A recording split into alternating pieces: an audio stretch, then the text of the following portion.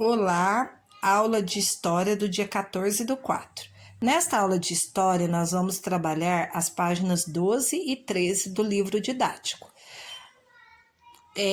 Continuando aí a temática sobre os bairros, agora nós vamos falar um pouquinho sobre o nome dos bairros. Você já percebeu que os bairros têm nome? Muitas vezes o nome de um bairro está relacionado a toda a história relacionada à história das pessoas que construíram ou a maneira pela qual teve início a ocupação deste local. No passado, alguns bairros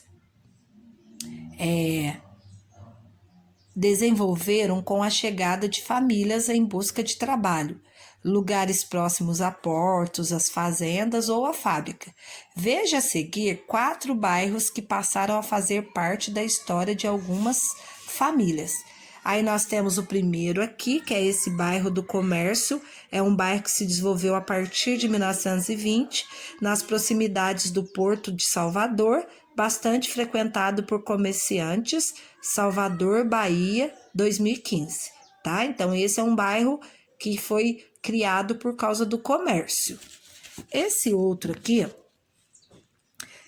em 1930, os operários que trabalhavam na construção da estrada de ferro central de Piauí começaram a erguer moradia nos arredores da obra, formando o bairro Vila Operária, Teresina, Piauí, 2017. Outro motivo, né? O primeiro foi pelo comércio e agora, devido a eles trabalharem na construção da estrada de ferro, eles começaram a construir suas casas ali, por isso que o bairro chama Vila Operário, né? O próximo, aqui embaixo. No final da década de 1930, a família Viana comprou grandes extensões da terra às margens de uma rodovia. Eles construíram uma granja para criar gado e produzir leite, por isso o bairro atual chama-se Granja Viana. Isso aqui já foi em outro sentido, né? Uma família comprou uma grande propriedade para criar gado, né, e produzir leite. E hoje em dia, atualmente, esse bairro chama-se Granja Viana. E o outro aqui, em 1993, às margens do rio Potengi, foi formado o bairro do Igapó. Esse local era uma antiga aldeia indígena potiguará, que desde 1598 recebeu moradores que não tinham origem indígena. Natal, Rio Grande do Norte, 2014. Então, nós temos aqui um bairro comercial, um bairro operário, um bairro que foi destinado, era uma granja, né, que ficou com o nome de Granja Viana, e um outro bairro aqui, um bairro indígena. Olha que legal, né?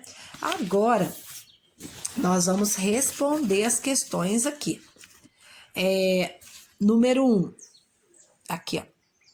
O nome dos bairros das imagens se relaciona com as pessoas que ocuparam o local, as atividades relacionadas por ela, ou as construções que existiam sem participação das pessoas que ali chegaram. Qual é o correto? O primeiro, né? Embaixo, o nome de alguns bairros retratados nas imagens está relacionado à função exercida pelas pessoas que construíram. Escreva o nome desses bairros e a origem de seus nomes. Então, vou dar uma dica aí para vocês, ó.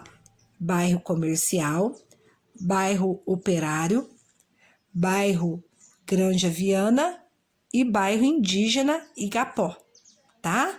Então, vocês vão resumir aí. Então, ficou esses nomes. Escreve aqui.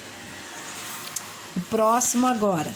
Aqui embaixo tá pedindo para vocês fazerem uma pesquisa no número 3 sobre a história da origem do seu bairro. Criança, não precisa fazer, tá? Nós estamos vivendo uma fase que não pode sair de casa, não tem como ter acesso à escola, a bibliotecas, tá? Então, não precisa pesquisar no momento. Claro, se você tiver alguém da sua família que mora nesse bairro há muito tempo, ele vai ter informações preciosas para passar para você, mas não precisa se deslocar, fazer pesquisas, tá? Isso daí a gente faz depois que a gente retomar as nossas aulas presenciais. Na escola nós temos um acervo lá falando um pouco da história dos bairros. Tudo bem? Agora nós vamos para o PET.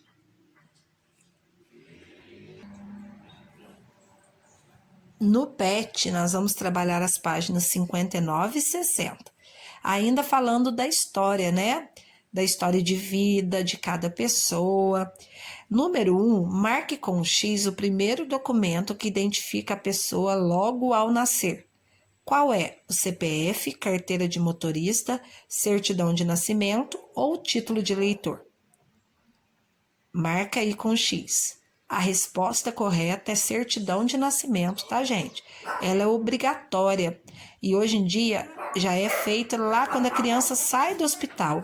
A criança já tem direito a ser feito esse primeiro documento de identificação.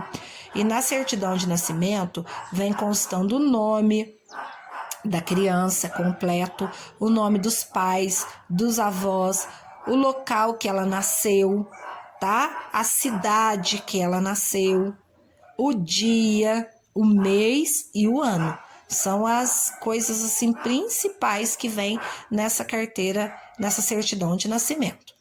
E no número 2 está pedindo para comparar duas imagens abaixo e cite dados que existem em comum nos dois documentos, tá?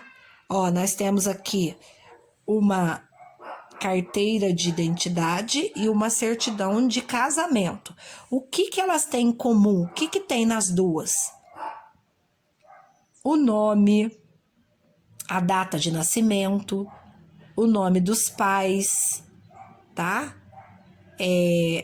Isso tem o local onde nasceu, a cidade onde nasceu.